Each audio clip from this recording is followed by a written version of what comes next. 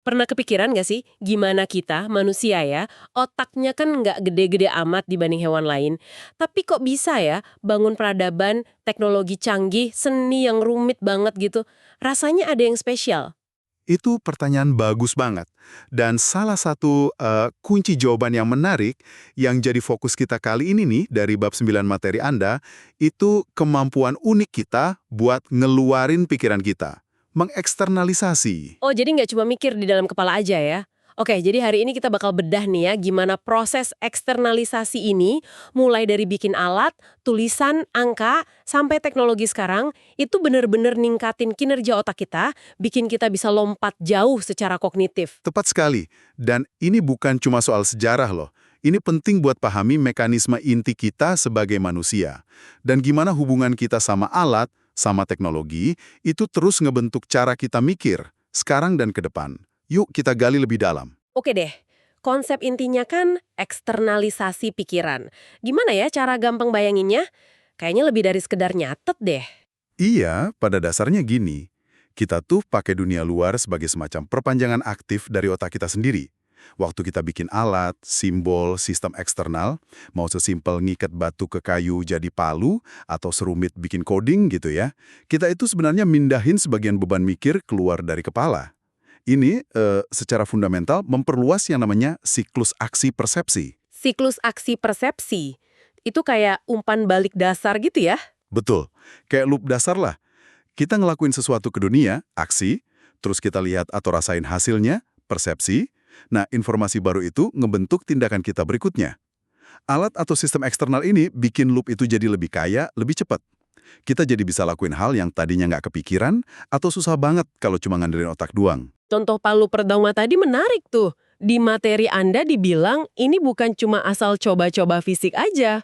Prosesnya perlu mikir bertingkat, bayangin tujuannya apa, mukul lebih keras, rencanain langgahnya, cari batu, cari kayu, iket, baru dikerjain. Kayak algoritma awal banget gitu ya. Dan ada temuan keren di sini.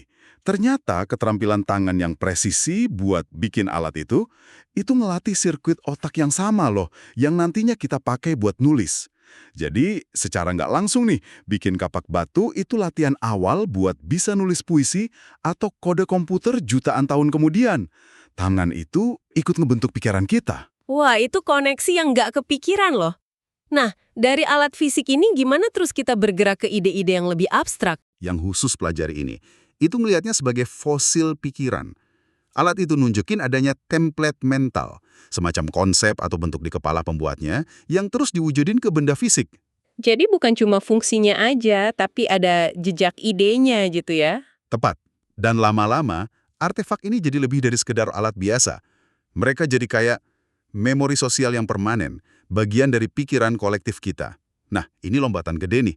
Ini memungkinkan nyebarnya pengetahuan semantik, fakta, konsep, aturan, jadi cepet banget antar individu. Anda nggak perlu ngalamin sendiri tiap bahaya atau penemuan. Oke, kita belajar kalau api itu panas dan bahaya dari cerita orang tua atau orang lain di komunitas kita. Nggak harus kena luka bakar dulu gitu ya. Pengetahuan faktualnya ditransfer aja. Benar banget. Maknanya didapat dari panduan sosial. Tapi, nah ini dia, ada sisi lainnya juga. Kita jadi bisa aja gitu ngadopsi kata-kata atau konsep pengetahuan semantik ini tanpa benar-benar punya pengalaman pribadi, episodik, atau pemahaman yang dalam tentang itu. Ingat nggak pembahasan di awal materi Anda soal masalah kosakata? Ini nyambung. Kita bisa aja lancar ngomongin keadilan atau kompleksitas, tapi pemahaman personal kita mungkin cetek aja. Eksternalisasi bikin penyebaran gampang, tapi bisa ngorbanin kedalaman pemahaman individu. Itu konsekuensi yang menarik ya buat direnungin. Oke, selain alat nih, lompatan besar berikutnya yang dibahas itu kan angka sama tulisan. Gimana dua hal ini ngubah permainan kognitif kita? Persis ini kayak disebuti materi, ada miripnya ya, sama cara kerja otak internal kita. Misalnya, gimana otak bikin peta mental dari lingkungan setelah kita jalan-jalan. Atau nyari pola umum, semantik, dari banyak pengalaman spesifik, episodik. Persis. Dan ini kelihatan banget di cara anak-anak belajar ngitung. Mereka mulai dari benda konkret kan, jari, apel, mainan. Pelan-pelan, dibantu orang dewasa yang udah ngerti abstraksi, mereka bisa ngelepasin angka dari bendanya. Dan paham, 5 itu ya konsep aja. Peran eksternal orang dewasa ini mempercepat internalisasi konsep abstrak. Materi ini juga nyorot hubungan erat antara munculnya tulisan sama matematika di Mesopotamia sekitar 5.000 tahun lalu ya. Ini kebetulan aja atau emang ada kaitan kognitif yang mendasar? Ada spekulasi kuat sih, kalau keduanya mungkin didukung proses kognitif yang mirip, yang berhubungan sama manipulasi simbol dan urutan. Walaupun ya, selalu ada aja anomali menarik yang nunjukin mungkin ada jalur lain. Contohnya, peradaban Inca. Mereka punya matematika canggih sama sistem catatan pakai kipu, simpul tali itu. Tapi kayaknya nggak ngembangin tulisan fonetik atau gambar kayak di tempat lain. Oh, jadi nggak ada satu jalur evolusi kognitif yang pasti ya? Terus dampaknya ke otak gimana? Dampaknya itu fisik banget.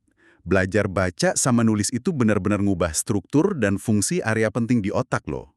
Bukan cuma area visual aja, tapi juga koneksi-koneksi yang lebih dalam yang dukung pemrosesan bahasa sama urutan. Ini nunjukin betapa dalamnya eksternalisasi, dalam kasus ini ya, sistem simbol eksternal, bisa ngebentuk ulang hardware biologis kita. Oke, setelah kita bisa bekuin ide pakai tulisan dan angka, tantangan berikutnya kayaknya nangkep sesuatu yang nggak kelihatan tapi jalan terus. Waktu. Nah, gimana alat kayak jam itu ngubah persepsi kita soal durasi jadi konsep waktu yang bisa diukur? Evolusinya juga bertahap dan menarik. Awalnya ada alat ukur durasi yang simple, lampu minyak yang habisnya sekian lama, jam air, klepsidra. Di Yunani kuno, kayak dicatat sumber Anda, kata hidor, air, malah sempat jadi sinonim buat waktu, saking pentingnya jam air itu. Lompatan besarnya datang pas ada jam mekanik yang terus mulai disamain sama kejadian langit.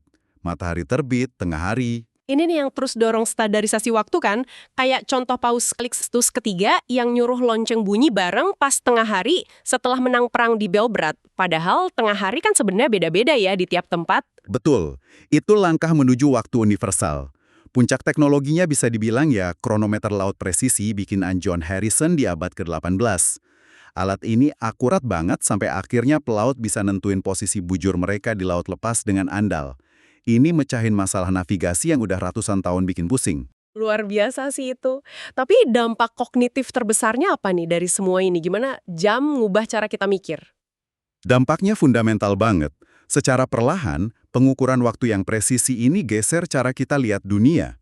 Dari pemahaman waktu yang nyantol ke siklus alam, musim, siang malam, siklus biologis, kita jadi pindah ke konsep waktu yang linier, objektif, bisa diukur, dan jalan sendiri di luar sana. Ini bukan cuma bikin kita jadi lebih tepat waktu. Secara dasar, ini tuh menciptakan konsep baru tentang waktu itu sendiri. Wah, jadi kita mulai hidup di dalam kerangka waktu yang terukur itu ya, bukan cuma ngikutin irama alam aja. Tepat sekali. Ini ngaruh ke filsafat, mendorong pandangan alam semesta yang mekanistik, ke ekonomi, waktu adalah uang kan, bahkan ke cara kita ngerasain pengalaman. Menariknya nih, kayak dicatat Piaget yang dikutip sumber Anda, anak-anak itu cenderung lebih cepat ngerti konsep spasial, ruang, daripada temporal, waktu. Dan mereka seringnya belajar soal waktu dari orang dewasa. Nah ini contoh lagi gimana konsep abstrak itu dieksternalisasi terus diinternalisasi lewat budaya dan interaksi. Kemampuan ngukur waktu ini, bareng tulisan dan angka, bener-bener ngubah cara masyarakat jalan ya. Kalau kita lompat ke zaman sekarang, kita lihat ledakan alat eksternal lain, komputer, internet, handphone pintar. Materi ini terus ngangkat paradoks menarik.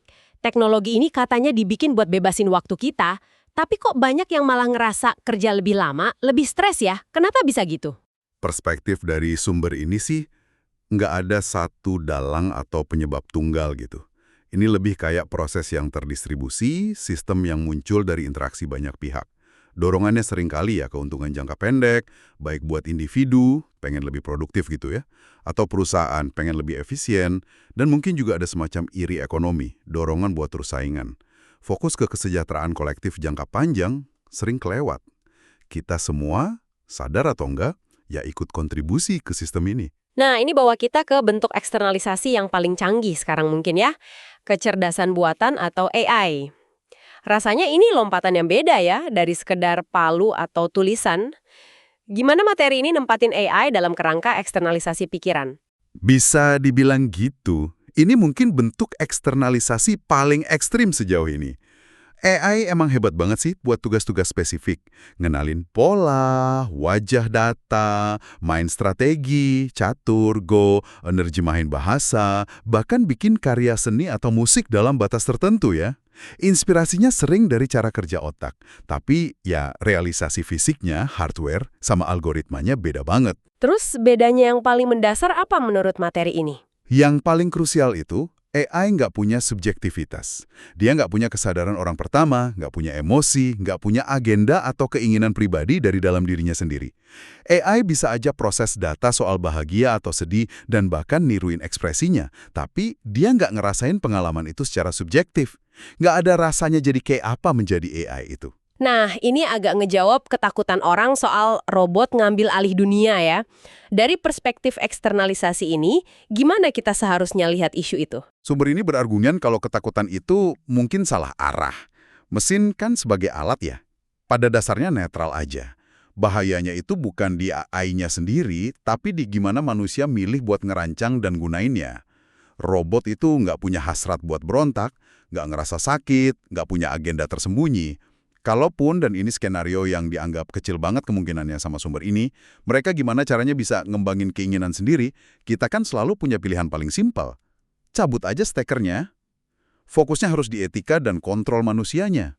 Oke, balik ke pertanyaan inti kita nih.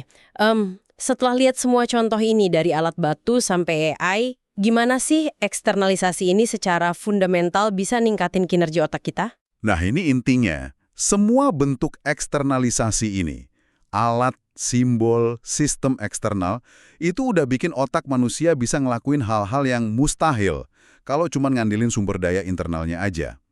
Otak kita secara biologis mungkin nggak banyak berubah ya dalam puluhan ribu tahun terakhir. Dan mungkin nggak beda-beda amat sama otak primata cerdas lain. Tapi cara kita pakainya dengan bantuan penyangga atau prospektif kognitif eksternal ini, nah itu yang beda banget. Jadi bukan evolusi otak biologisnya yang drastis, tapi lebih ke evolusi cara kita memperpanjang fungsi otak ke dunia luar ya? Tepat. Kita itu secara cerdik membootstrap kemampuan kognitif kita pakai lingkungan dan artefak yang kita ciptain sendiri. Kita ngebentuk dunia, dan dunia yang kita bentuk itu balik lagi ngebentuk cara kita mikir. Ini kayak tarian dua arah yang jalan terus. Dan ini mungkin yang ngejelasin kenapa pada manusia ada beda yang jelas banget antara memori episodik pengalaman pribadi, apa yang terjadi sama aku kapan di mana, sama memori semantik, pengetahuan umum, fakta, konsep.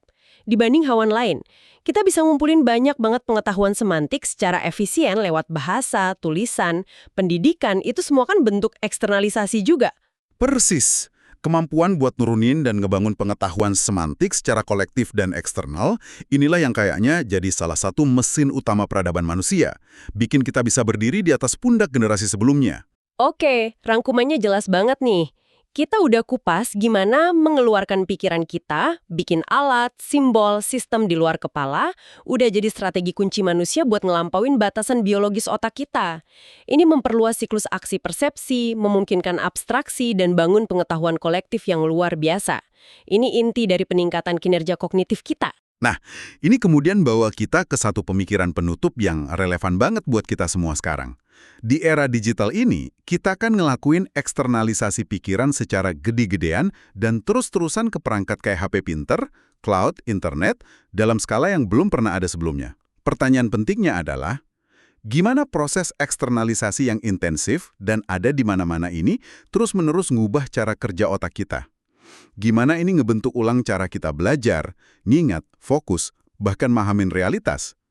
Apa ada biaya kognitif baru yang mungkin kita belum sadar sepenuhnya dari ketergantungan masif ke alat-alat eksternal ini? Dan pemakaian alat-alat itu, HP di kantong Anda, algoritma yang nyajin berita buat Anda, kalender digital Anda, ngaruh ke cara Anda mikir, mutusin sesuatu, nginget, bahkan ngerasain pengalaman hidup Anda. Ini hubungan simbiosis yang terus berevolusi. Sampai jumpa di pembahasan mendalam berikutnya.